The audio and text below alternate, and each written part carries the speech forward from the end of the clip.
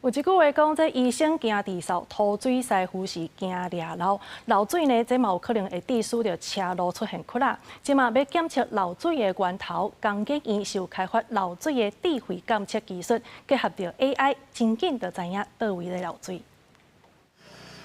水管用久，难免破坑漏水，自来水公司就要赶紧派人来抢修。过去拢是靠技术人员的经验去找出漏水的所在，即摆利用工研院漏水智慧监测技术，透过机器用听的方式加上 AI 分析，会当轻松知影讲倒位有漏水。这套设备呢，主要就是为了因应目前排水检漏员的一个人员的退休。那退休的过程中呢，他们比较有经验的检漏人员的相关经验，经由我们的 AI 设备。那他们可以快速的进入这一个检漏的一个过程跟流程，而且可以协助他们快速听到整个漏水的声音。现在设定一天误差范围10吨的话，那系统它自动计算，只要在10吨范围以内，那系统就会告诉我们说，现在是哪一区的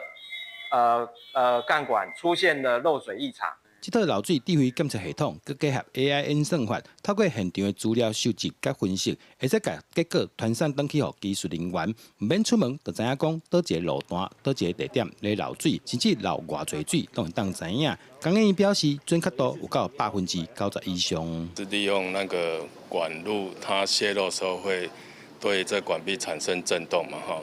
它的声音经由土壤传到地面上，我们是用这个探头去截取它的声音，